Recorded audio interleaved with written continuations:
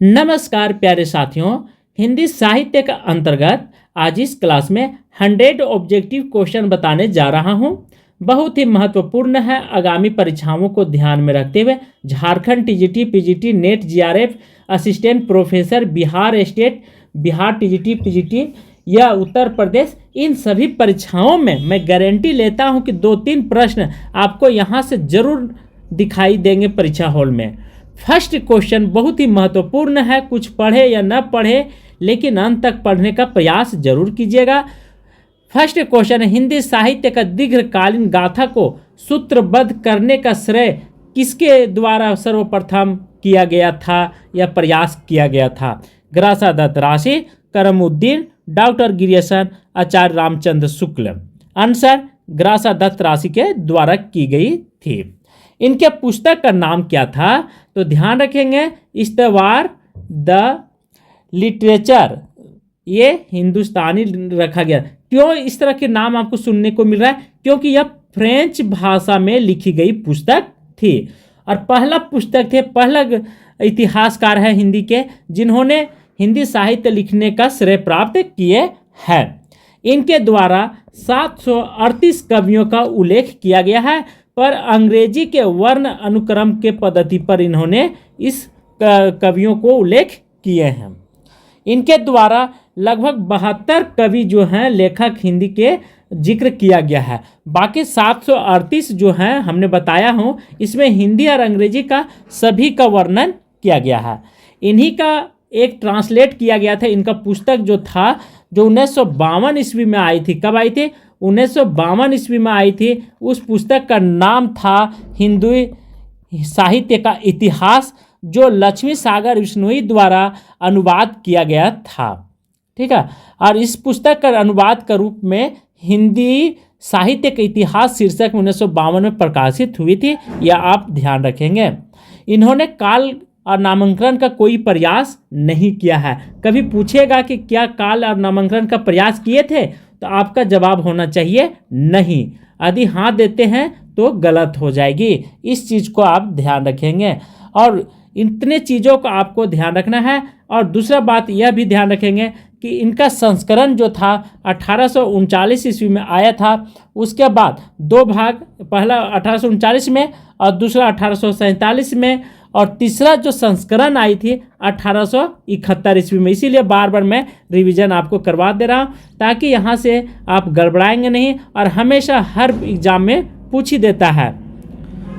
Second है, ग्रासा दत्त राशि के ग्रंथ का नाम क्या था? The modern vernacular literature A Hindustan, B है इस्तवार द लिटरेचर ए हिंदुस्तानी, सी है ताजकीरा ये सूरा ये हिंदी, डी है हिंदुई साहित्य का इतिहास। हिंदुई साहित्य का इतिहास जो है ना, ये लक्ष्मी सागर विश्नोई के द्वारा, ठीक है, लिखी गई थी। कौन सा पुस्तक को? इसको इस्तवार द लिटरेचर का अनुवाद किया गया था। कब? 1952 ईस्वी में किया गया था। यह ध्यान रखेंगे, बहुत महत्वपूर्ण है।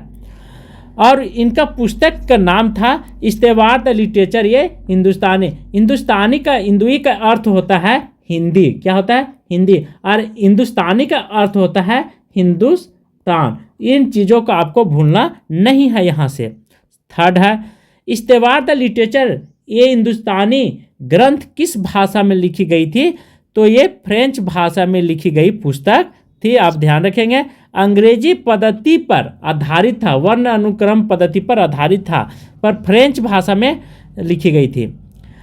तबाक सूरा के लेखक कौन है? इंशा अल्लाह खान, अमीर खुसरो, नूर मोहम्मद, मौलवी करमुद्दीन। तो यहाँ पे ताजकुरा ये सूरा भी कहीं लिखाई देगा आपको। ठीक है। 4 है, तबाक सूरा के लेखक कौन है? इंशा अल्लाह खान, बी है अमीर खुसरो, सी नूर मोहम्मद, डी मौलवी करमुद्दीन।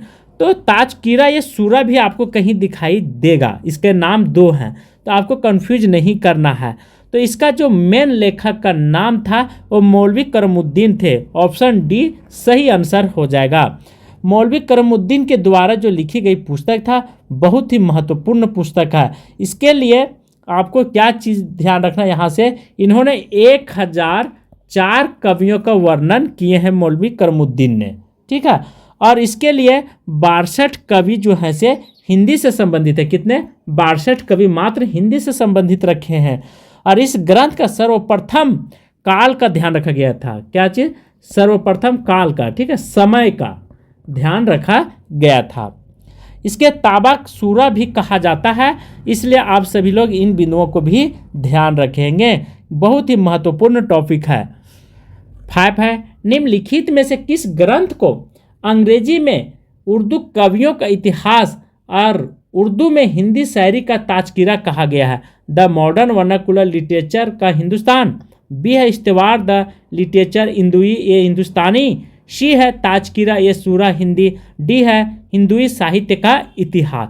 तो क्वेश्चन पढ़िए, क्या पूछ रहा है? अंग्रेजी में उर्दू कवियों का इतिहास में हिंदी शायरी का ताजकीरा किसे कहा गया है? आपका क्वेश्चन का आंसर सटीक होना चाहिए। इससे पहले भी बताए थे, ताजकीरा ये सूरा हिंदुस्तान किसके द्वारा लिखी गई थी? तो ये मौलवी करमुद्दीन के द्वारा कब? 1848 ईस्वी में लिखी गई पुस्तक थी। 6 है, हिंदी साहित्य का नींव का पत्थर किसे माना गया है? द मॉडर्न वर्नाकुलर लिटरेचर का हिंदुस्तान, बी है इस्तेवार द ला लिटरेचर हिंदुस्तानी, सी है शिव सी सरोज, डी है मिस्र विनोद को। तो यहाँ पे आपसे पूछ रहा है कि मील का पत्थर किसे माना गया है? आंसर हो जाएगा the modern vernacular literature of Hindustan को माना गया है। ऑप्शन ये बहुत ही अच्छा क्वेश्चन है, आप इसे जरूर देंगे।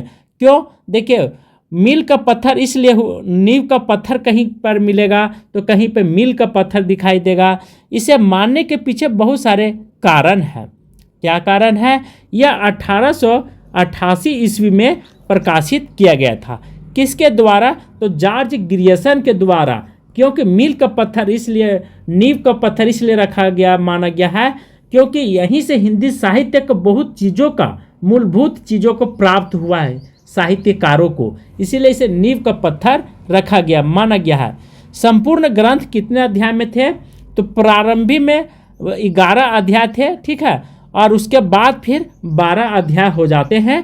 कौन? The modern vernacular literature of Hindustan, ठीक है, यह आप भूलेंगे नहीं। इसके बाद इसमें 952 कवियों का जिक्र किया गया है। सर्वप्रथम ग्रियर्सन महोदय ने ही भक्ति काल को, ठीक है, इन्होंने क्या नाम दिया था? तो भक्ति काल को स्वर्ण युग कह करके पुकारे थे। कब? 16वीं और 17वीं शताब्दी को, ठीक है, यह भक्ति काल का समय था। इन्होंने स्वर्ण युग कहा था। किनके द्वारा? तो ग्रियर्सन महोदय के द्वारा। इसके बाद सर्वप्रथम हिंदी साहित्य की भाषा की दृष्टि से क्षेत्रीय निर्धारित करते हुए हिंदी के इतिहास के संस्कृत और पाली, प्राकृतिक और अरबी फारसी मिश्रित उर्दू को पृथक किया था। 5 भाषा को इन्होंने अलग किया था। इसमें देखिए, संस्कृत भी था भारत में, पाली भाषा थी, प्राकृतिक भाषा थी, अरबी भाषा थी, और इन सभी को मिश्रण करके, ठीक है, जो फ्रेंच भाषा में लिखी गई थी इस्तेवार द लिटरेचर या हिंदुस्तानी, वो सब को मिला करके लिख दिए थे। पर ग्रियर्सन महोदय ने क्या किए थे? सब चीज़ को अलग करके द मॉडर्न वर्नाकुलर लिटरेचर का हिंदुस्तान जो प्रकाशन किया गया था ग्रंथ, इसमें केवल हिंदी कवियों का उल्लेख किए थे। ये बहुत बड़ी उपलब्धि इनकी थी। 7 है, हिंदी साहित्य का प्रथम इतिहास ग्रंथ माना जाता है। द मॉडर्न वर्नाकुलर लिटरेचर का हिंदुस्तान, बी इस्तेवार द लिटरेचर हिंदुस्तानी, सी हिंदी साहित्य के इतिहास, डी है शिव सी सरोज। तो किसे प्रथम माना गया है? तो ध्यान रखेंगे, the modern vernacular literature of Hindustan को माना गया है। इससे पहले इस्तेवार द लिटरेचर या हिंदुस्तानी ग्रंथ तो लिखी गई थी, पर सच्चे अर्थों में इसे नहीं माना गया है। 8 है, हिंदी कवियों का प्रथम वित्त संग्रह कौन है? ग्रासा दत्त राशि, शिव सी सिंगर, सी है आचार्य रामचंद्र शुक्ल, डी है ग्रियर्सन। तो हिंदी कवियों का प्रथम वित्त संग्रह मतलब संग्रह किया गया है, किसमें किया गया है? तो ध्यान रखेंगे, शिव सी सिंगर में किया गया था। 9 है, हिंदी साहित्य लेखन में सबसे पहले काल विभाजन, प्रवृत्ति निरूपण और मूल्यांकन किसने किया था? ग्रासा दत्त राशि, शिव सी सिंगर, आचार्य रामचंद्र शुक्ल या ग्रियर्सन महोदय ने। बहुत अच्छा क्वेश्चन है, तो ध्यान रखेंगे, सबसे पहले जो था वह ग्रियर्सन महोदय ने ही किए थे। 3 चीज़ों का यहाँ पे जिक्र किया। क्या क्या चीज़ का? काल विभाजन का, प्रवृत्ति निरूपण का और मूल्यांकन का। तो यहाँ पे देखिए ग्रियर्सन द्वारा, ठीक है, किया गया था, पर ग्रासा द त्रासी के द्वारा जो किताब ग्रंथ लिखी गई थी, इनके द्वारा ऐसा चीज़ों को जिक्र नहीं किया गया था। ठीक है, सबसे बड़ा दोष क्या पाया गया था, इसमें काल विभाजन नामांकन का कोई ही प्रयास नहीं किया गया था, कोई कहीं किसी चीज़ को देखने को नहीं मिली थी। तो ये बहुत बड़ा इनकी कमी पाई गई थी ग्रासा द त्रासी के द्वारा। 10 है एशियाटिक सोसाइटी ऑफ बंगाल पत्रिका के विशेषांक 1888 ईस्वी में किस ग्रंथ का प्रकाशन हुआ था? The modern vernacular literature of Hindustan का, बी है आचार्य रामचंद्र शुक्ल कृत साहित्य का इतिहास, डी है डॉक्टर गणपति चंद्र हिंदी साहित्य का वैज्ञानिक इतिहास, और डॉक्टर राम कुमार वर्मा कृत हिंदी साहित्य का आलोचनात्मक इतिहास। तो 1888 ईस्वी में ग्रासा द त्रासी के द्वारा नहीं, द मॉडर्न वर्नाकुलर लिटरेचर या ग्रियर्सन के द्वारा निकाली गई पुस्तक थी, जो एशियाटिक सोसाइटी ऑफ बंगाल पत्रिका में छपी थी। यह ध्यान रखेंगे कितने भागों में, तो प्रथम शुरुआत में 11 अध्याय थे और बाद में फिर इसे 12 बना दिया गया था, एक जोड़ दिया गया था। तो इस तरह से टोटल 12, ये भी आप ध्यान रखेंगे। ठीक है, और इस पुस्तक को नींव का पत्थर भी माना गया है, किसे? The modern vernacular literature of Hindustan को। 11 है the modern vernacular literature of Hindustan को हिंदी का प्रथम साहित्य इतिहास ग्रंथ किसने माना था? डॉक्टर गणपति चंद्र गुप्त, किशोरी लाल गुप्त, आचार्य रामचंद्र शुक्ल, लक्ष्मी सागर विश्नोई। तो यहाँ बहुत अच्छा क्वेश्चन आपसे पूछ रहा है, किसने माना है? आपने तो पढ़ा है कि है, पर किसके द्वारा? तो ध्यान रखेंगे किशोरी लाल गुप्त के द्वारा। 12 है हिंदी साहित्य के इतिहास का प्रस्थान बिंदु किसे माना गया है? एक और क्वेश्चन जटिल आ गया आपके सामने। इससे पहले था कि मील का पत्थर, नींव का पत्थर किसे माना गया है, अब यहाँ आ गया कि प्रस्थान बिंदु। The modern vernacular literature of Hindustan को मिश्र विनोद को, शिव सी सरोज को हिंदी साहित्य का इतिहास। तो द मॉडर्न वर्नाकुलर लिटरेचर को अर्थात प्रस्थान बिंदु किसे माना गया है? तो शिव सी सरोज के द्वारा जो पुस्तक लिखी गई थी। ठीक है, शिव सी सरोज के द्वारा कौन सा पुस्तक लिखी गई थी? तो शिव सी सिंगर लिखा गया था। ठीक है, शिव सी सिंगर नाम करके एक पुस्तक लिखी गई थी, तो इसी को इन्होंने नाम दिया था प्रस्थान बिंदु, क्योंकि एक जगह से दूसरे जगह जाने का मुख्य कारण यही पुस्तक थी। इसमें 838 कवियों का जिक्र किया गया था और उत्तरार्ध में लगभग 1003 कवियों का जीवन परिचय दिया गया है, और वर्ण क्रम पद्धति का प्रयोग पहली बार इसमें किया गया था, और काल विभाजन और नामकरण का प्रयास नहीं किया गया था। ठीक है, वर्ण क्रम पद्धति का प्रयोग किया गया है, पर काल विभाजन का और एवं नामांकन का प्रयास नहीं किया गया है। इस ग्रंथ को हिंदी साहित्य का इतिहास का प्रस्थान बिंदु भी माना गया है, इसको आपको ध्यान रखना है। 13 है ग्रियर्सन ने अपने साहित्य ग्रंथ लेखन में सर्वाधिक सहायता किससे ली थी? इश्तेबार द लिटरेचर हिंदुस्तानी, मिश्र विनोद से, शिव सी सरोज से, या ताजकिरा ये सूरा से? किससे ग्रियर्सन महोदय? ठीक है, किस ग्रंथ से लिया गया था? यहाँ पे डॉक्टर ग्रियर्सन हो जाएगा, ग्रीस लिखा गया है, आप सुधार लेंगे। तो किसके द्वारा इन्होंने अपने ग्रंथ की रचना किए थे? बहुत अच्छा क्वेश्चन है। तो शिव सी सरोज, शिव सी सरोज जो था, ठीक है, इस पुस्तक के माध्यम से अपने ग्रंथ में सर्वाधिक सहायता लिए थे। और शिव सी सरोज किसके द्वारा लिखी गई थी? तो शिव सी सेंगर के द्वारा। कब? 1883 ईस्वी में लिखी गई थी, और नवल प्रेस लखनऊ से प्रकाशित किया गया था। 14 है the modern vernacular literature of Hindustan में वर्णित कवियों की संख्या कितना है? 952, 1692, 750। बहुत अच्छा क्वेश्चन है, आंसर हो जाएगा 952 कवियों का जिक्र किया गया था। 15 है हिंदी के विधायवादी साहित्य इतिहास के आदम प्रवर्तक शुक्ल जी नहीं तो ग्रियर्सन है, यह कथन किनका है? ग्रासा द त्रासी का, प्रोफेसर ललिन विलोचन शर्मा का, सी है पंडित हजारी प्रसाद द्विवेदी का, डी है नामवर सिंह का। तो यह कथन किसके द्वारा किया गया है? तो प्रोफेसर नलिन विलोचन शर्मा के द्वारा यह कहा गया है। 16 द मॉडर्न वर्नाकुलर लिटरेचर का हिंदुस्तान हिंदी के अध्ययनों का सृष्टि का केंद्र बिंदु नहीं बन पाया, क्योंकि शिव सी सरोज के आधार पर लिखा गया है। इसमें साहित्य के विकास क्रम का सही निर्धारित नहीं है। सी है उसने व्याकरण संबंधी अशुद्धियां हैं। डी है अंग्रेजी भाषा में लिखा गया है। तो द मॉडर्न वर्नाकुलर लिटरेचर जो है यह अध्ययनों के दृष्टि से मुख्य केंद्र बिंदु क्यों नहीं बन पाया, ये आपसे जिक्र कर रहा है। तो आपका आंसर होना चाहिए वह अंग्रेजी भाषा में लिखा गया था। ठीक है, तो क्योंकि हिंदी साहित्य हिंदी में चाहिए था, पर यह अंग्रेजी भाषा में और वर्ण अनुक्रम भी अंग्रेजी में लिखी गई थी। 17 मिश्र बंधुओं में कौन सा नाम सम्मिलित नहीं है? श्याम बिहारी, सुखदेव बिहारी, गणेश बिहारी या कृष्ण बिहारी। मिश्र बंधु 3 भाई हुआ करते थे। कितना आपको ध्यान रखना है, 3 भाई।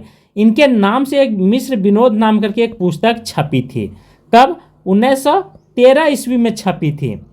और चौथा का प्रकाशन जो था 1913 में 3 भाग आया था। कितना? 3 भाग, ध्यान रखेंगे। चौथा भाग 1934 ईस्वी में आई थी और यह प्रकाशन, ठीक है, तो आपको प्रकाशन वर्ष भी ध्यान रखना है। लगभग 4591 कवियों का इन्होंने शामिल किया था और गिरियसन अद्यपि काल विभाजन में नामांकन कर चुके थे और व्यवस्थित रूप से इसका श्रेय मिश्र बंधुओं को जाता है। इसमें संपूर्ण इतिहास में 5 कालखंडों में बांटा है। ये पहले भी हमने बताया था, गिरियसन महोदय के 5 कालखंड थे। 5 कालखंड कौन कौन थे उसे भी आगे हम बताने का प्रयास करेंगे। पहला प्रयास इन्होंने प्रारंभिक काल कहा था, जो कि पूर्व काल कह करके संबोधित किए थे। उसके बाद सेकेंड को माध्यमिक काल कह करके संबोधित किए थे और थर्ड को अलंकृत काल कहा था और 4 को परिवर्तन काल और 5 के वर्तमान काल कह करके संबोधित किए थे। तो इन्होंने 5 भागों में विभाजित किए थे। 18 है मिश्र बंधु विनोद में हिंदी साहित्य के इतिहास में, हाँ यहाँ पे आंसर जो है श्याम बिहारी, सुखदेव बिहारी और गणेश बिहारी, पर कृष्ण बिहारी नहीं होगा। तीनों, ठीक है। तो पूछ रहा है कौन सा नाम सम्मिलित नहीं के बारे में, तो कृष्ण बिहारी आप काट देंगे। 18 है मिश्र बंधु विनोद में हिंदी साहित्य के इतिहास को किसने कालों में विभाजित किया था? 5, 4, 3, 2। तो कितने कालों में आपको हमने बताया था कि 5 कालखंडों में बताए हैं अभी जस्ट, ठीक है। तो 5 भाग में इन्होंने विभाजित किए थे। 19 हिंदी नवरत्न के लेखक हैं शिव सी सेंगर, मिश्र बंधु, वियोगहरि, श्याम सुंदर दास। कौन है हिंदी नवरत्न के लेखक? आपको होना चाहिए आंसर मिश्र बंधु। कभी भी पूछेगा नवरत्न के लेखक कौन है हिंदी नवरत्न के, इसमें 9 कवियों को शामिल किया गया था। 20 पादरी FI कई द्वारा लिखी गई हिंदी साहित्य इतिहास ग्रंथ किस नाम से प्रकाशित हुआ था? पादरी के द्वारा। बहुत अच्छा क्वेश्चन, आप इसे पकड़ लेंगे आसानी से। इश्तेवार द लिटरेचर ये हिंदुस्तानी, ये तो हो नहीं सकता है, सिंपल सी बात। द मॉडर्न वर्नाकुलर लिटरेचर ये भी नहीं हो सकता है। स्केच ऑफ हिंदी लिटरेचर ये भी नहीं हो सकता है। तो ये हिस्ट्री ऑफ हिंदी लिटरेचर, ध्यान रखेंगे 20 का आंसर हो जाएगा सी। बहुत अच्छा क्वेश्चन है। 21 वियोगी हरि का बजरंग माधुरी सार के संपादन की प्रेरणा किससे मिला था? पंडित राधाचरण गोस्वामी से, परमानंद दास से, चित स्वामी से, सूरदास से। क्या क्वेश्चन कर रहा है? वियोगी हरि को, ठीक है, बजरंग माधुरी सार लिखने का संपादन किससे प्रेरणा प्राप्त किए थे? पंडित राधाचरण गोस्वामी से। आंसर ये हो जाएगा। बहुत अच्छा क्वेश्चन है। 22 है आचार्य शुक्ल का साहित्य इतिहास ग्रंथ हिंदी शब्द सागर की भूमिका के रूप में किस नाम से प्रकाशित किया गया था? ठीक है, इसका नाम बदल दिया गया था। कब बदला गया था ये भी हम बताएंगे। किसका पुस्तक था? तो आचार्य शुक्ल का साहित्य इतिहास ग्रंथ हिंदी शब्द सागर की प्रस्तावना। बी है हिंदी साहित्य का विकास, सी है हिंदी साहित्य का चित्तवृत्ति का विकास, डी है हिंदी साहित्य का समीक्षात्मक इतिहास। तो इसका प्रकाशन आपको पहले भी बताए थे कि आचार्य रामचंद्र शुक्ल के द्वारा लिखी गई पुस्तक थी। आंसर होना चाहिए 22 का हिंदी साहित्य का विकास, अर्थात ऑप्शन बी हो जाएगा। ये इसका नाम जो था ना, कभी पूछेगा क्या नाम था, तो हिंदी शब्द सागर के रूप में ये भूमिका के रूप में लिखी गई थी, प्रकाशित हुआ था पहले, लेकिन बाद में फिर हिंदी साहित्य का विकास के रूप में छपी थी पुस्तक। तो इतनी चीज़ों का आपको ध्यान रखना। कब? 1929 ईस्वी में। ठीक है, यह नागरिक प्रचारित सभा से प्रकाशित हिंदी शब्द सागर की भूमिका के रूप में लिखा गया था और बाद में इस भूमिका को हिंदी साहित्य के नाम दिया गया था। ठीक है, भूमिका को, ये नहीं कि पुस्तक को, भूमिका के बारे में यहाँ चर्चा किया। 1929 में लिखा गया था। यह विधेयवादी पद्धति पर लिखी गई पुस्तक है, ग्रंथ मानी जाती है। ठीक है, बहुत महत्वपूर्ण है, पूछ देगा किस पद्धति पर लिखी गई है, तो आप लगाएंगे विधेयवादी पद्धति का प्रयोग किया गया था। अपभ्रंश साहित्य को हिंदी से अलग करते हुए पूर्व पाठिका के रूप में वर्णित किया गया है और संपूर्ण इतिहास का इतना तार्किक और सुव्यवस्थित काल विभाजन किया गया कि पारवर्ती इतिहास ग्रंथों में इसका मतलब प्रयोग नहीं किया गया था। 23 है, आचार्य रामचंद्र शुक्ल कृत हिंदी साहित्य के इतिहास का प्रकाशन कब हुआ था? 1917, 1918, 1919 या 1929? आंसर 1929 ईस्वी में प्रकाशन किया गया था। 24, हिंदी साहित्य का सर्वाधिक सुव्यवस्थित और लोकप्रिय इतिहास ग्रंथ कौन है? हिंदी साहित्य का आलोचनात्मक इतिहास रामकुमार वर्मा द्वारा। बी है हिंदी साहित्य का इतिहास आचार्य रामचंद्र शुक्ल के द्वारा। सी है हिंदी भाषा और साहित्य का विकास हरियोध्य के द्वारा। डी है हिंदी साहित्य का आधा इतिहास सुमन राजे के द्वारा। बहुत अच्छा क्वेश्चन है, यदि आप दे लेते हैं कमेंट बॉक्स में तो आपके लिए फायदा होगा, न कि मेरे लिए। यहाँ पे मैं बता दूं, हिंदी साहित्य के इतिहास जो है आचार्य रामचंद्र शुक्ल के द्वारा, यह पुस्तक बहुत ही व्यवस्थित रूप से लिखी गई पुस्तक है। ठीक है, सर्वाधिक ध्यान रखेंगे, लोकप्रिय भी है। 25, हिंदी साहित्य इतिहास लेखन में आचार्य शुक्ल का प्रथम क्रांतिकारी कदम था अपभ्रंश साहित्य को हिंदी साहित्य से अलग मानकर पूर्ण पाठिका के रूप में प्रस्तुत करना। बी है प्रवृत्ति विशेष के रूप में अनुरूप नामांकन का प्रयास करना। सी है आदि काल को वीर गाथा काल नाम देना। डी है ग्रंथों की प्रसिद्धि को महत्व देना। तो क्वेश्चन पूछ रहा है आपसे कि हिंदी साहित्य के इतिहास लेखन में आचार्य शुक्ल का प्रथम क्रांतिकारी कदम क्या था? आंसर हो जाएगा अपभ्रंश साहित्य का। ठीक है, बहुत अच्छा क्वेश्चन, ऑप्शन ये, अलग मान करके पूर्ण पाठिका के रूप में प्रस्तुत करना। 26 है, आचार्य रामचंद्र शुक्ल के अनुसार किसकी रचनाएं साहित्य कोटि की नहीं है? भट्ट केदार नरपति नाल से की रचनाएं। बी है सिद्ध और योगी की रचनाएं। सी है जगनिक और चंद्रवर दाई की रचनाएं। डी है विद्यापति और खुसरो की रचनाएं। आंसर है 26 सिद्धों और योगियों की रचनाएं जो है से वो आचार्य रामचंद्र शुक्ल के अनुसार किसकी रचनाएं साहित्य कोटि में नहीं आती है, नहीं के बारे में यहाँ पे चर्चा कर रहा है। 27 है, हिंदी साहित्य इतिहास का प्रमुख ग्रंथ जो अभी तक अधूरा है। हिंदी साहित्य का आधा इतिहास सुमन राजे के द्वारा लिखी गई थी यह पुस्तक, या हिंदी साहित्य का दूसरा इतिहास बच्चन सिंह के द्वारा लिखी गई थी। सी है हिंदी साहित्य का इतिहास डॉक्टर वासुदेव सिंह के द्वारा लिखी गई थी। या डी है हिंदी साहित्य का इतिहास जो डॉक्टर रामकुमार वर्मा के द्वारा लिखी गई थी। तो पूछ रहा है कि कौन सा अधूरा है, अधूरा के बारे में पूछ रहा है। तो आलोचनात्मक इतिहास जो है वह अधूरा लिखी गई है। तो आपको ध्यान रखना है किसके द्वारा लिखा गया था यह पुस्तक। तो यह तत्काल जो है रामकुमार वर्मा के द्वारा लिखी गई पुस्तक है। ठीक है, तो हिंदी साहित्य तो आंसर हिंदी साहित्य का आलोचनात्मक इतिहास डॉक्टर रामकुमार वर्मा द्वारा जो लिखी गई थी पुस्तक, यह अधूरा है जो आधुनिक युग में पूरा किया गया था। हिंदी साहित्य के इतिहास को आलोचनात्मक ढंग से समझाने का श्रेय किसे है? पद्मलाल पूर्णालाल बख्शी को, राम नरेश त्रिपाठी को, वियोगी हरि बाबू श्याम सुंदर दास को। तो पूछ रहा है क्वेश्चन कि आलोचनात्मक ढंग से समझाने का श्रेय किसे जाता है? यह बहुत अच्छा क्वेश्चन है, तब पद्मलाल पूर्णालाल बख्शी को यह होगा। ठीक है, आंसर 29 है, हिंदी साहित्य इतिहास के रूपरेखा से युक्त हिंदी के मुसलमान कवि नामक पुस्तक के लेखक हैं मिश्र बंधु, शिव सिंह सेंगर, गंगा प्रसाद सिंह, हजारी प्रसाद द्विवेदी जी।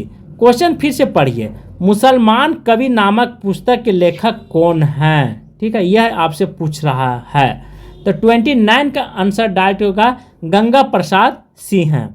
30 है, किस साहित्य इतिहास ग्रंथ को आधुनिक साहित्य संपत्ति का बीजक कहा है? हिंदी का संक्षिप्त इतिहास राम नरेश त्रिपाठी द्वारा।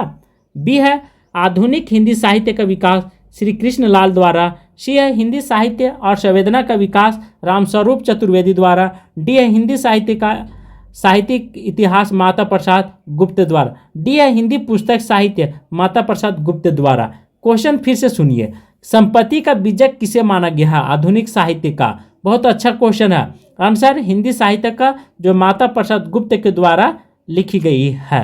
31 है, निम्नलिखित में से किसने अपने इतिहास ग्रंथ में साहित्य विकास के साथ संवेदना का विकास को रेखांकित किया है? दो रामस्वरूप चतुर्वेदी, वासुदेव सिंह, राहुल सकृत्याय, गणपति चंद्र गुप्त। बहुत अच्छा क्वेश्चन 31 का, तो रामस्वरूप चतुर्वेदी के द्वारा। 32 है, हिंदी साहित्य के इतिहास में काल विभाजन का सर्वप्रथम किसने किया है? ग्रासा दत्त त्रासी, डॉक्टर गिरियसन, रामचंद्र शुक्ल, मिश्र बंधु। आंसर रामचंद्र शुक्ल ने सर्वप्रथम, ठीक है, इतिहास काल को प्रयास किया था, सर्वप्रथम प्रयास। हिंदी साहित्य के इतिहास में काल विभाजन का सर्वप्रथम प्रयास किसने किया था? तो डॉक्टर गिरियसन महोदय ने किया था। बहुत इंपॉर्टेंट है। 33 है, डॉक्टर गिरियसन ने अपने साहित्य इतिहास ग्रंथ में आरंभिक काल को कौन सा नाम दिया था? बहुत अच्छा क्वेश्चन है, ठीक है। प्रथम नाम कौन सा दिया था? प्रथम जो आदिकाल को गिरियसन महोदय देते हैं, ये सबने पढ़ा कि गिरियसन महोदय प्रथम जो था वह चारण काल कह करके संबोधित किए थे, और चारण काल का समय 700 से 1300 ईस्वी माने हैं। कितना? 1300 ईस्वी तक इन्होंने माने थे। यह बात आप ध्यान रखेंगे। ईस्वी सन में, यार यह ईस्वी सन जो था, इसके बाद जो था जयसिंह का, ठीक है, प्रेम कविता मानते हैं, फिर मुगल दरबार मानते हैं, फिर रीति काव्य का परंपरा मानते हैं, फिर 18वीं शताब्दी मानते हैं, फिर महारानी विक्टोरिया का शासनकाल। इस तरह से टोटल लगभग 12 कालखंडों में इन्होंने विभाजित किया था डॉक्टर गिरियसन महोदय ने। तो यह बात आप ध्यान रखेंगे। 34, जॉर्ज गिरियसन ने हिंदी साहित्य का प्रारंभ कब से माना है? 6वीं सदी से, 7वीं सदी से, 8वीं सदी से या 9वीं सदी से? तो 8वीं सदी से, ठीक है, 8वीं सदी से, क्योंकि 700 से 1300 ईस्वी हो जाता है, तो 700 और 1300 के बीच में यह 8वीं सदी पकड़ेगा। 35 है, the modern vernacular literature of Hindustan के अध्ययन के काल विभाजन का स्पष्ट निर्देश है। 6ठे अध्याय, 8वें अध्याय में, 10वें अध्याय में, 12वें अध्याय में। बहुत अच्छा क्वेश्चन है, ठीक है।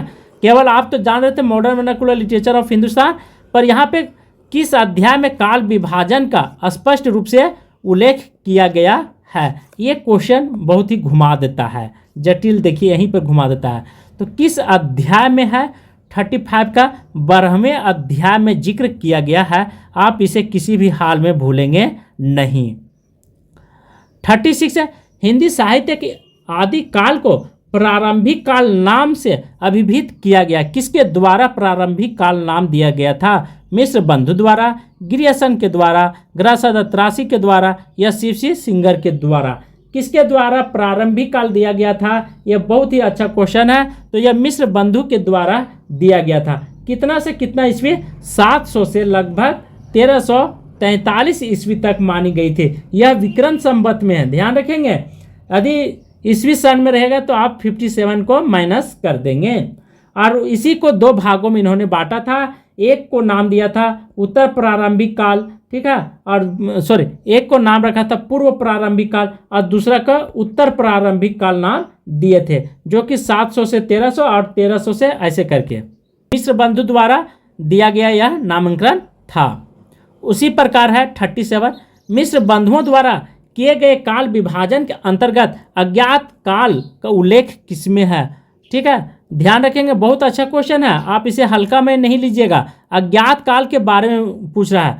चंद्र के पूर्व हिंदी का विवरण, मतलब उन कवियों का विवरण जिनकी निश्चित समय ज्ञात है। सी है रीतिकालीन कवियों का विवरण। डी है पूर्ण रचनाओं का विवरण जिनके रचनाओं का पता नहीं है। बहुत अच्छा क्वेश्चन, यदि आप इसे दे लेते हैं तो अच्छी बात है। तो किसके पूर्व मिश्र बंधुओं द्वारा काल विभाजन के अंदर अज्ञात काल का उल्लेख किया है? इसीलिए बार बार हम क्वेश्चन पढ़ रहे हैं ताकि आपको समझ में आ जाएगा। तो इसमें उन कवियों का विवरण निश्चित नहीं है, ठीक है, समय ज्ञात नहीं है। पहला ऑप्शन बी ऑप्शन सही हो जाएगा। 38, हिंदी साहित्य इतिहास ग्रंथों में काल विभाजन के लिए कितनी पद्धतियाँ? 2, 3, 4, 5। तो पूछ रहा है कितने पद्धति में बांटा गया है हिंदी काल खंडों को, हिंदी साहित्य को। तो आपको ध्यान होना चाहिए 4 काल खंडों में रखा गया है, इसलिए भूलेंगे नहीं। कौन कौन सा 4 काल खंड हो जाएगा? तो पहले आदिकाल, ठीक है, ये दोहरा नामकरण करते हैं आचार्य रामचंद्र शुक्ल। आदिकाल को इन्होंने वीर गाथा काल कह करके भी संबोधित किए थे, और यह 1050 विक्रम संवत से 1375 विक्रम संवत तक मानते हैं। इसी के बाद, ठीक है, पूर्व मध्य काल को इन्होंने क्या कहा था?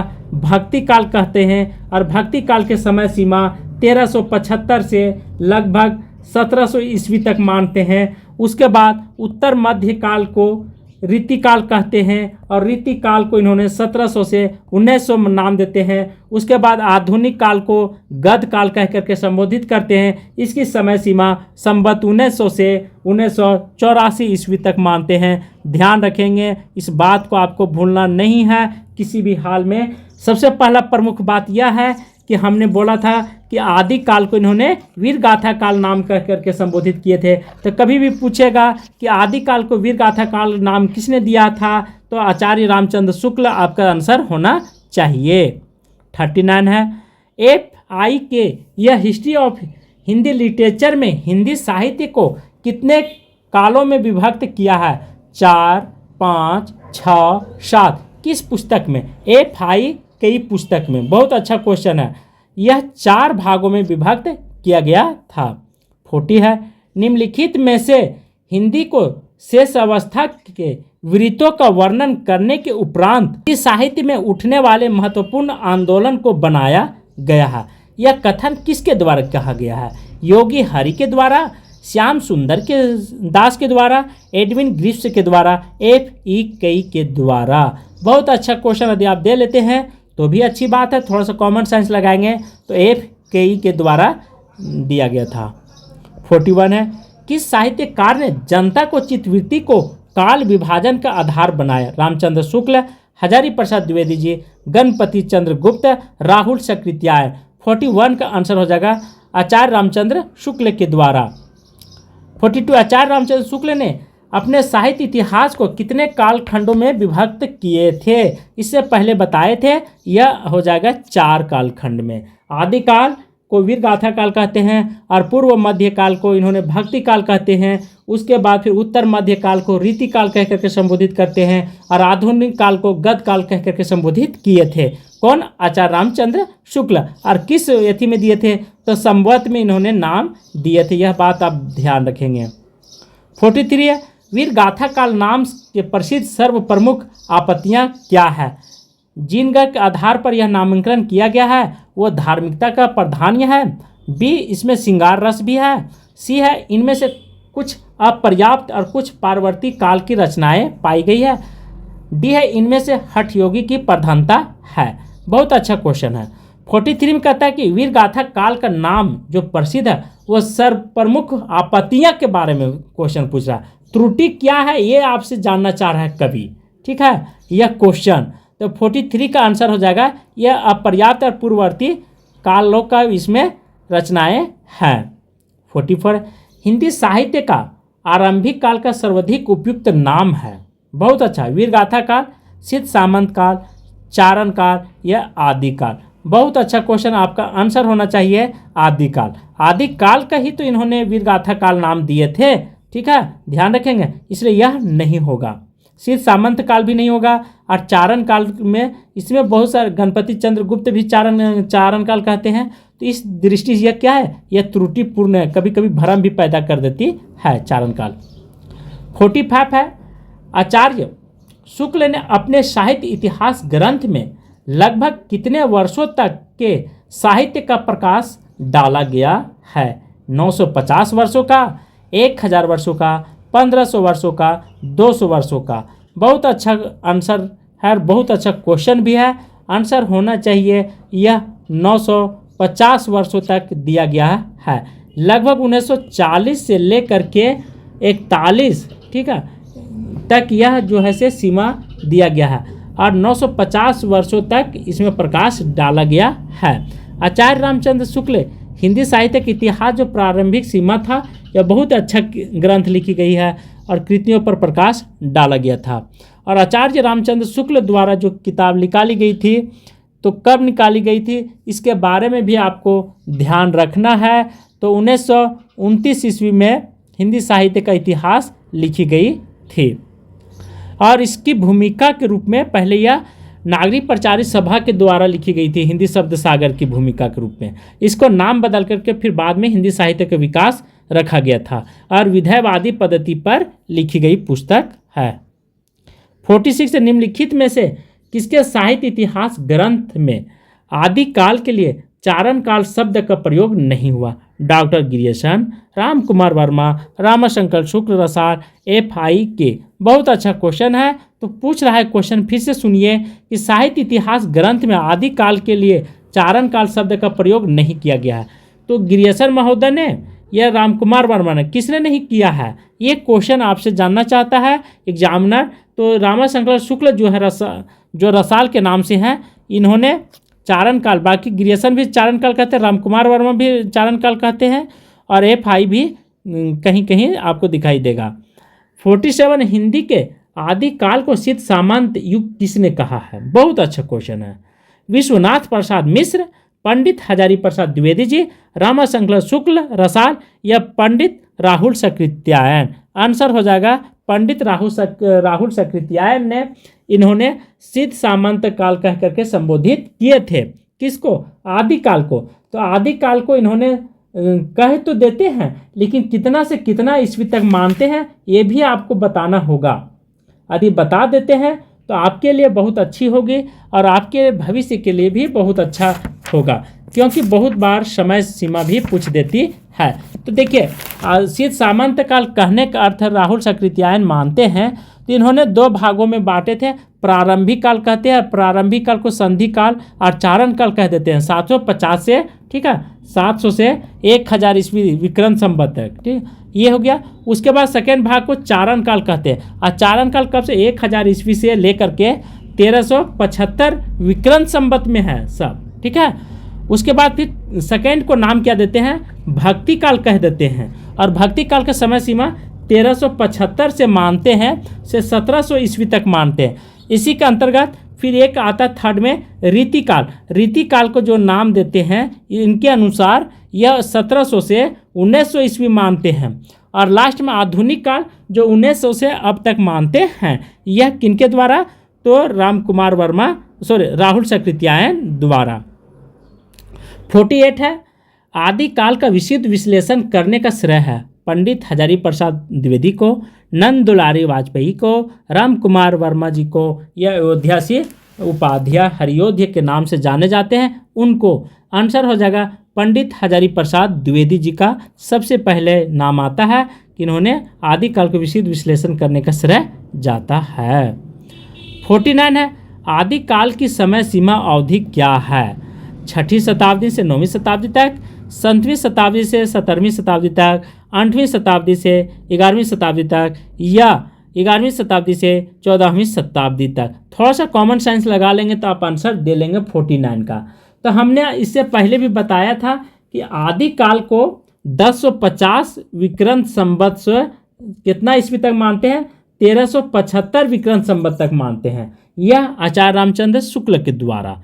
तो 1050 जो है ये कहाँ पे जाएगा? तो 11वीं शताब्दी से लेकर के, ठीक है, 11वीं शताब्दी से लेकर के 14वीं शताब्दी तक जाएगा। तो आपको यह दिमाग होना चाहिए। 1050 के बाद यह 11, 10 से 50 के बाद आ जाएगा तो 11 हो जाता है। जैसे 1.05 लिखते हैं ना, तो ये सीधे 5 जो है से 1 में परिवर्तन हो जाएगा। तो आप कभी कभी देखेंगे 1.1 लिखा हुआ रहेगा, तो ये भी मान्य सर्वमान्य है। तो इसी प्रकार यहाँ पर भी दिया गया है।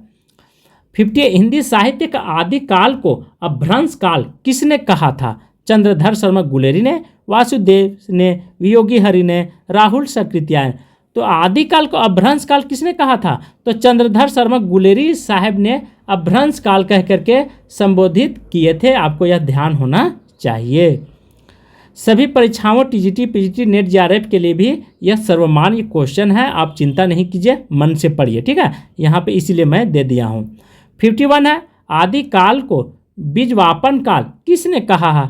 हजारी प्रसाद द्विवेदी जी, महावीर प्रसाद द्विवेदी जी, लक्ष्मी सागर बिश्नोई, राम कुमार वर्मा। यदि आदिकाल का नामांकन नहीं पढ़े हैं तो जाकर के क्लास कर सकते हैं। यह महावीर प्रसाद द्विवेदी के द्वारा बीजवापन काल नाम दिया गया था, क्योंकि महावीर जी बीज से पैदा हुए थे। ऐसे ट्रिक आप लगा लेंगे। 52 है, हिंदी कालीन साहित्य का प्रमुख रस क्या है? शांत रस, करुण रस, वीर रस या हास्य रस? बहुत अच्छा क्वेश्चन है। आदिकाल से रिलेटेड बहुत सारे क्वेश्चन आते हैं, तो यहाँ पे वीर रस की प्रधानता पाई गई है।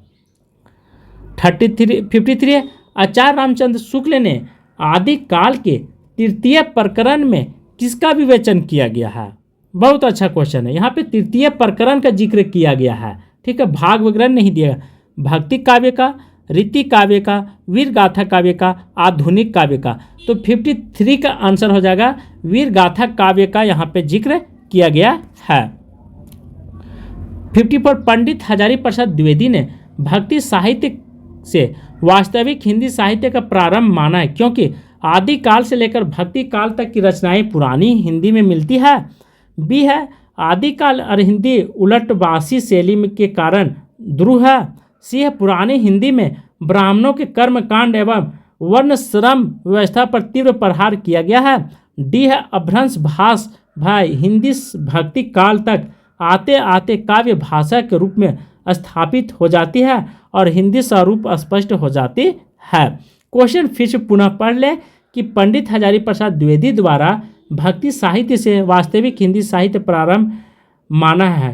क्यों माना है? ठीक है, यहाँ क्वेश्चन कर रहा है क्यों माना है। कुछ तो रीजन होगा कि ऐसे ही मान गया है। कोई भी व्यक्ति मानने से पीछे उसका तर्क करता है।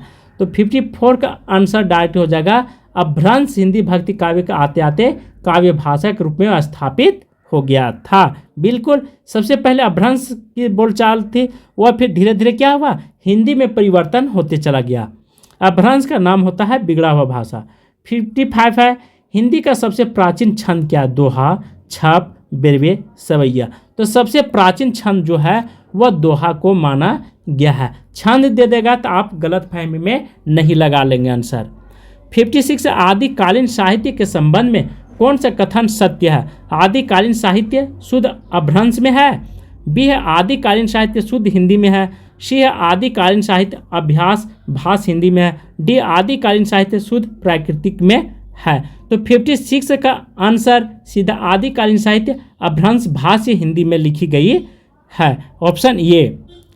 57 अभ्रंश को पुरानी हिंदी मानते हुए हिंदी साहित्य का प्रारंभ 7वीं से 8वीं शताब्दी किसने माने? रामचंद्र शुक्ल, चंद्रधर शर्मा गुलेरी, राहुल सकृत्यायन, हजारी प्रसाद द्विवेदी जी। देखिए, रामचंद्र शुक्ल जो है यह 1050 से मानते हैं, ठीक है, अर्थात 11वीं से 14वीं शताब्दी तक मानते हैं आदिकाल का समय सीमा। तो यहाँ पे चंद्रधर शर्मा का जो है इसका आंसर सही हो जाएगा, इन्होंने ही मानते हैं 7वीं से 8वीं शताब्दी। 58 आचार्य शुक्ल ने आदिकालीन कृतियों पर विचार करते हुए कितने ग्रंथों को प्रमाणिक माना है? कितने ग्रंथों को प्रमाणिक माना है, ये पूछ रहा है क्वेश्चन। देखिए, क्वेश्चन पढ़ने का तरीका और थोड़ा सा धीरे से पढ़िए ताकि समझ में आपको आ जाएगी। 6, 8, 10, 12 किसके, ठीक है, किसके कृतियों का? तो आचार्य शुक्ल ने आदिकालीन कृतियों पर विचार करते हुए कितने ग्रंथों को प्रमाणिक माना है। फिर आगे भी बताएंगे कि कौन किसको प्रमाणिक मानते हैं, कौन अप्रमाणिक मानते हैं। तो 12, ठीक है, ध्यान रखेंगे, 12 ग्रंथों को इन्होंने प्रमाणिक माना है और आगे भी ये क्वेश्चन बताए थे।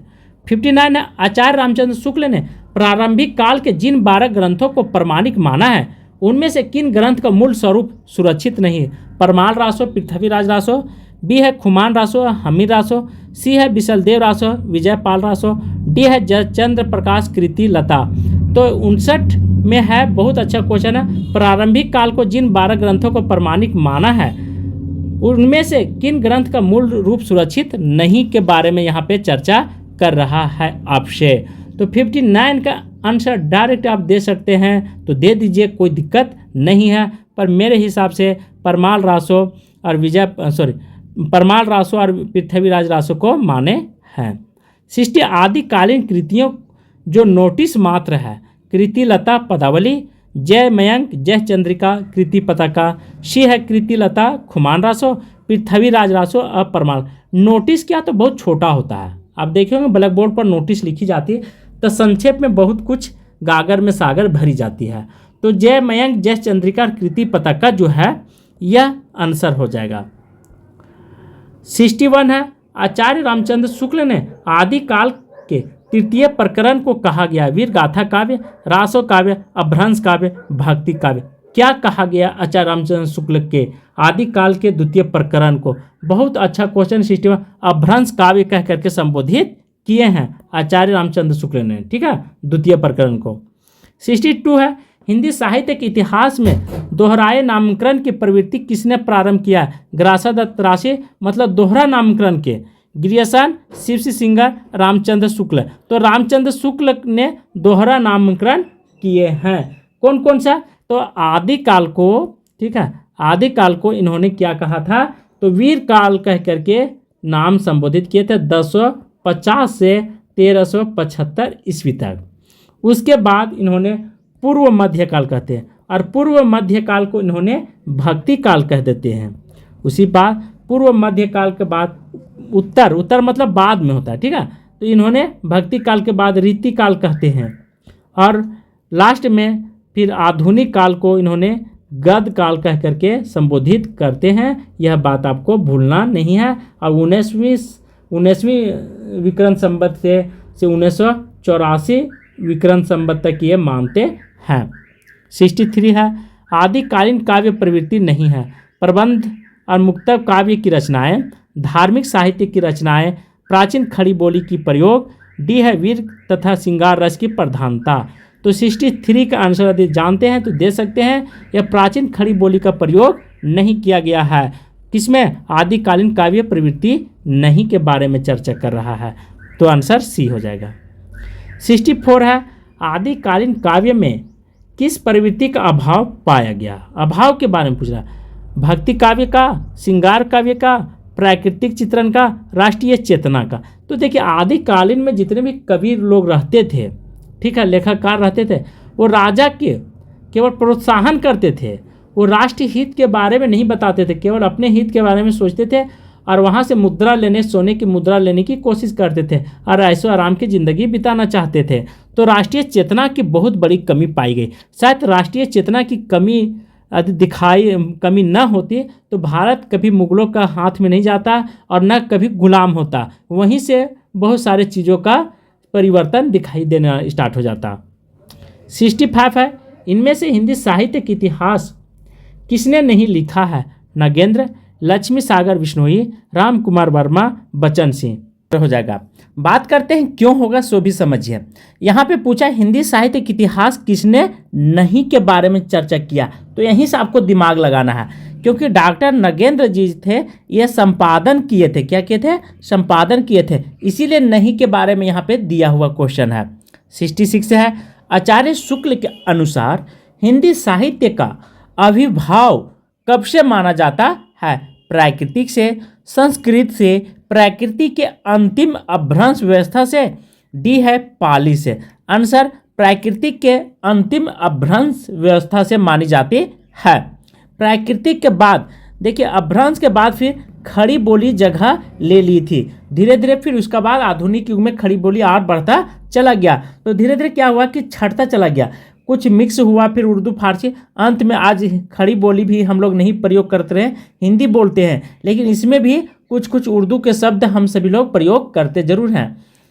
66 है, अभ्रंश के प्रथम महाकवि कौन है? हेमचंद्र, स्वयंभू, रामसिंह, सोमप्रभा सूरी। आंसर स्वयंभू जी हैं। स्वयंभू अभ्रंश का महाकवि माने जाते हैं, और प्रथम महाकवि मानने वाले स्वयंभू कौन है? तो रामकुमार वर्मा जो हैं, ठीक है, ध्यान रखेंगे, रामकुमार वर्मा जो हैं, इनके द्वारा प्रथम कवि के रूप में स्वयंभू को ही माना गया और सर्वमान्य है डॉक्टर रामकुमार वर्मा। 68 है, आचार्य शुक्ल ने किस साहित्य को संपादित शिक्षा मात्र कहकर वीर गाथा काल में सम्मिलित नहीं किया, किंतु हजारी प्रसाद द्विवेदी ने उसे आदि काल में स्वीकार कर लिया है? सिद्ध साहित्य को, नाथ साहित्य को, जैन साहित्य का, ये सभी। बहुत अच्छा क्वेश्चन है, 68 का घुमा सकता है। फिर से पुनः पढ़ने का प्रयास करें क्वेश्चन। आचार्य शुक्ल ने किस साहित्य को सांप्रदायिक शिक्षा मात्र कहकर वीर गाथा काल में सम्मिलित नहीं किया था, किंतु हजारी प्रसाद द्विवेदी ने आदि काल में स्वीकार कर लिया है? तो ये सभी हो जाएगा। देखिए, जैन साहित्य, नाथ साहित्य, सिद्ध साहित्य, ये चारों साहित्य को हम सभी लोग आदिकाल में पढ़ते जरूर हैं। 69 है, सिद्ध साहित्य से तात्पर्य है तंत्र मंत्र आदि द्वारा सिद्ध प्राप्त करने वाले साहित्य। बी है सिद्ध प्राप्त कवियों का साहित्य। सी है सिद्ध धाम का सिद्धांत का साहित्य। डी है वज्रयान परंपरा का विरुद्ध आचार्य द्वारा रचित साहित्य। क्या नहीं है ये पूछ रहा है, मतलब सिद्ध साहित्य का तात्पर्य क्या है, इसका परिभाषा आपसे जानना चाह रहा है एग्जामिनर। बहुत अच्छा क्वेश्चन दे लेते हैं तो भी अच्छी है। तो वज्रयान की परंपरा जो विरुद्ध आचार्य द्वारा रचित साहित्य है। 17 है, आदिकालीन काव्य धारा में उपलब्ध नहीं है सिद्ध साहित्य, जैन साहित्य, सिख साहित्य, नाथ साहित्य। देखिए, आदिकालीन काव्य धारा में आपने कभी नहीं पढ़ा होगा सिख साहित्य। सिद्ध साहित्य तो पढ़े हैं, जैन साहित्य भी पढ़े हैं और नाथ साहित्य पढ़े, पर यह जो ऑप्शन सी है ये बिल्कुल क्या है, ये गलत ऑप्शन दिया हुआ, आपको ध्यान रखना है। 71, संध्या भाषा का अर्थ क्या है? अंतस्थ साधात्मक अनुभूतियों का संकेत करने वाले प्रतीक भाषा। बी, कर्कश शब्दों से युक्त प्राकृतिक भाषा। सी, मधुर शब्दों से युक्त पाली भाषा। डी है तत्सम शब्दों से युक्त प्राकृतिक भाषा। संध्या भाषा का अर्थ आपसे पूछ दिया, कितना अच्छा क्वेश्चन है। देखे में छोटा लगे घाव करे गंभीर, उसी प्रकार यह जो क्वेश्चन है देखने में छोटा लग रही है, पर यह क्वेश्चन का आंसर सीधा हो जाएगा अंत साधात्मक अनुभूतियों का संकेत करने वाले प्रतीक भाषा है। 72, सिद्ध साहित्य के संदर्भ में कौन सा कथन सत्य है? सिद्ध साहित्य दोहा या चर्या पदों में है। बी है सिद्ध साहित्य की भाषा पिंगल है। सी है सरहप्पा सिद्ध साहित्य के आदि कवि हैं। डी है हिंदी साहित्य में सहज साधना का प्रदान किया गया है। क्या है? तो सिद्ध साहित्य की भाषा संधा है, ये आप ध्यान रखेंगे। बहुत अच्छा क्वेश्चन है, आपको हमेशा इस बात को ध्यान रखना ही होगा। यदि आप नहीं ध्यान रखते हैं तो फिर आपको आगे चल करके दिक्कत का सामना करना पड़ेगा। और पिंगल नहीं, यह कथन बिल्कुल भी असत्य है। तो यहाँ पे बी जो है इसके जगह पर आपको क्या लिखना होगा कि सीधों की भाषा संधा था। सीधों की भाषा क्या थे? पिंगल, यहाँ काट देंगे, संधा लिखेंगे, ध्यान रखेंगे। बहुत अच्छा क्वेश्चन। सीधो साहित्य के संदर्भ में कौन सा कथन असत्य है? तो असत्य के बारे में यहाँ पे चर्चा किया है। 73, 84 सिद्धों में प्रथम सिद्ध कौन है? सबरप्पा, लुइपा, सरप्पा, लुइपा। 84 सिद्ध हुए थे। सबसे ऊपर स्थान किसको मिला था? आंसर सरहप्पा को मिला था सबसे ऊपर, इसलिए आप सभी लोग इस बात को भूलेंगे नहीं। राहुल सकृत्यायन ने हिंदी का प्रथम कवि किसे माना है? सरहप्पा को, पुसैया पूर्ण को, स्वयंभू को या देवसेन को? तो प्रथम कवि के रूप में सरहप्पा को माने हैं, यह आप ध्यान रखेंगे। 75, अधिकांश साहित्यकारों के अनुसार हिंदी का प्रथम कवि कौन है? देवसेन, सरहप्पा, स्वयंभू, पुष्पदत्त। तो कवियों ने सरहप्पा को सर्वमान्य माने हैं।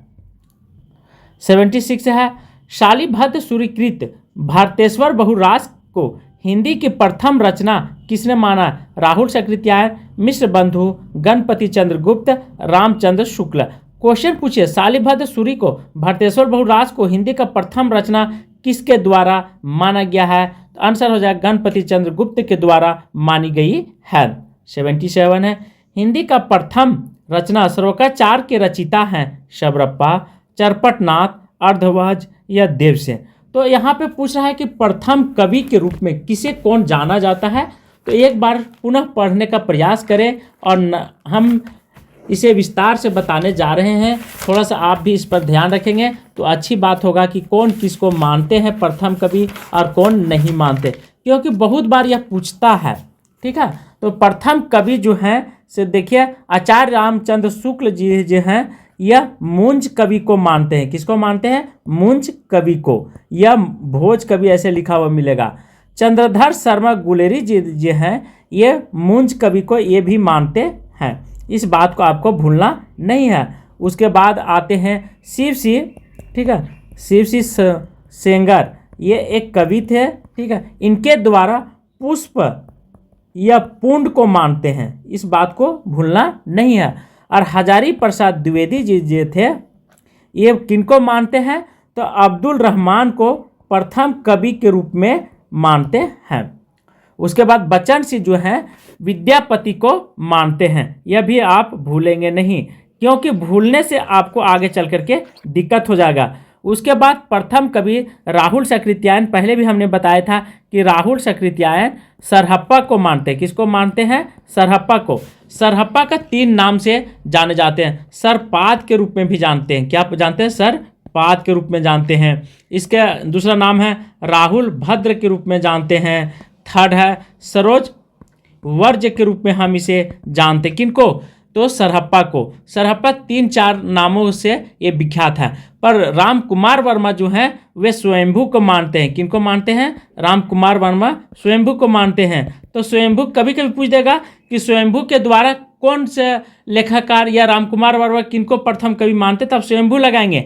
लेकिन सर्वमान्य जो है वह राहुल सकृत्यायन के द्वारा मानी हुई कवि को माना गया। सर्व मतलब सभी कवि इसको मानते हैं कि प्रथम कवि यही हैं, ठीक है। तो इसके लिए आपको चिंता करने की जरूरत नहीं है। 78 है पुष्प पुंड का हिंदी का प्रथम कवि किसने माना है? इससे पहले भी बताया था, शिव सिंह सेंगर ने, मिश्र बंधु ने, राहुल सकृत्यायन ने, हजारी प्रसाद द्विवेदी ने।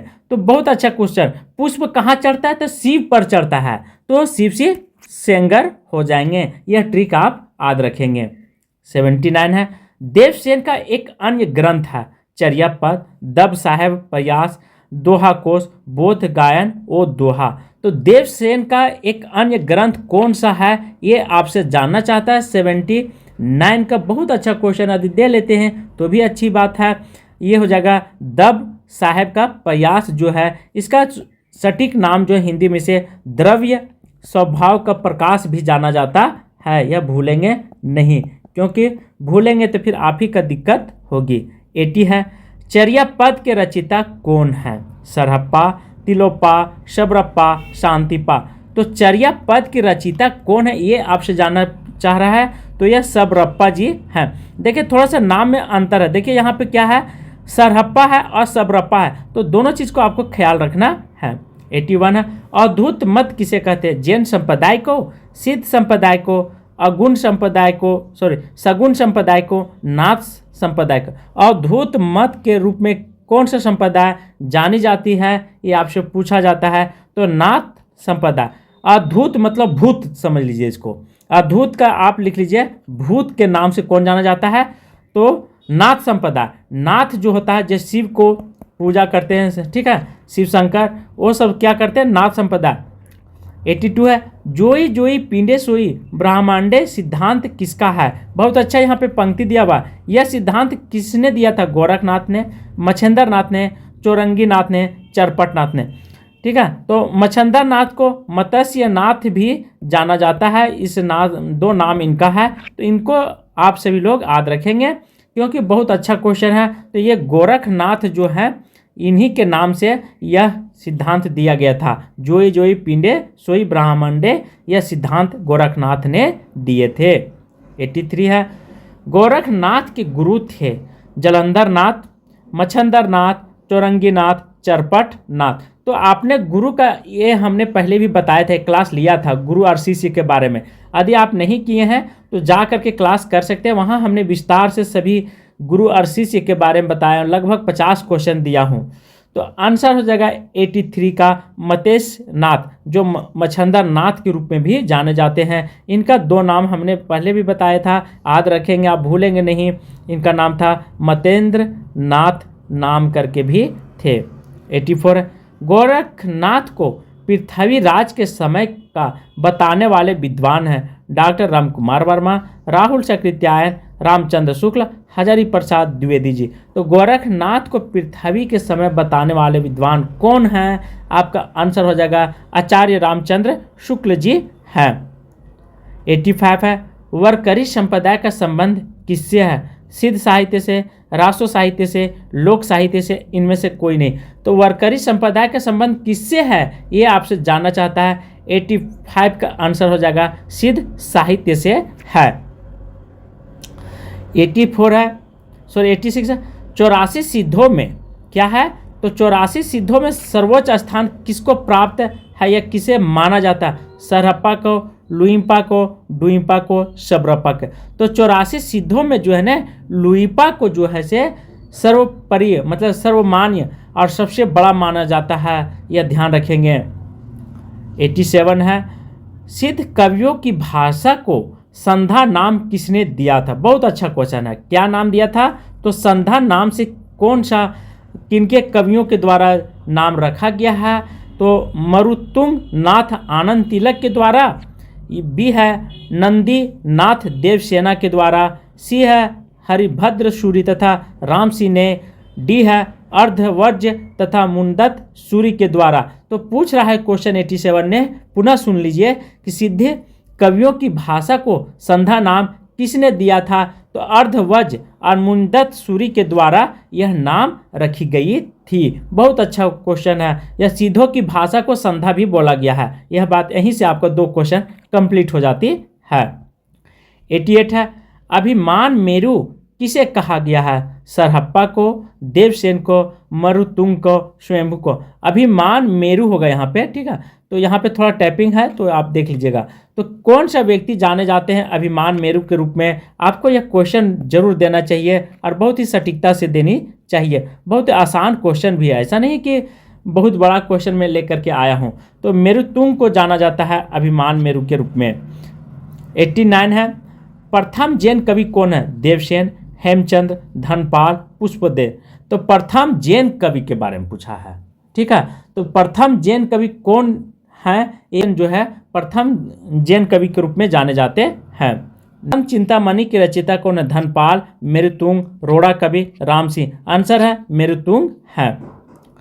81 है, कुमारपाल प्रतिरोध के रचयिता हैं देवसेन, धनपाल, सोमप्रभा सूरी, उद्योग सूरी।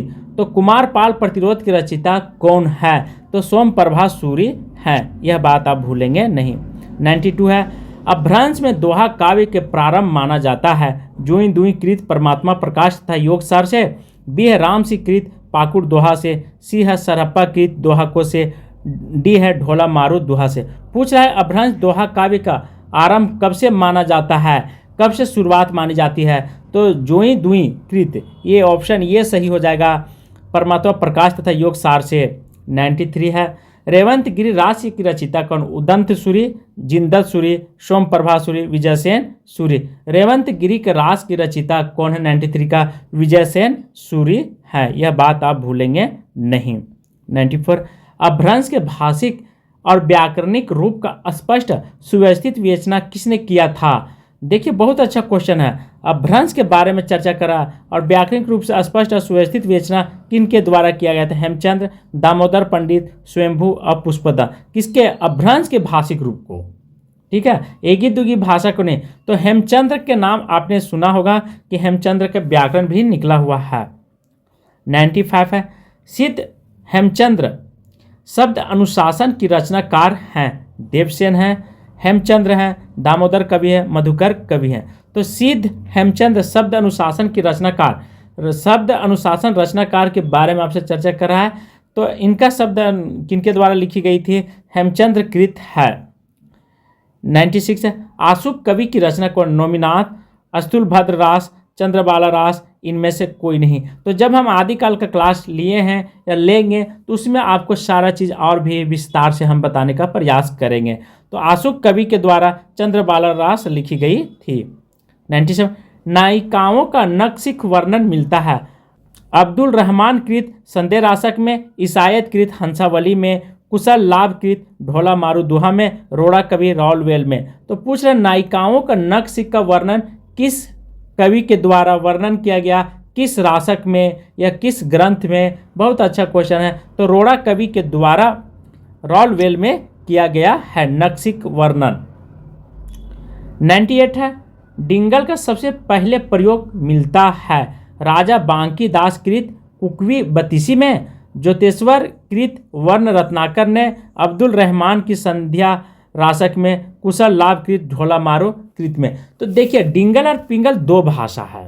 आज भी आप जाएंगे तो वहाँ पे डिंगल पिंगल का बहुत सारे मतलब गाना, बहुत सारे कविता भी मिलेगी इसमें।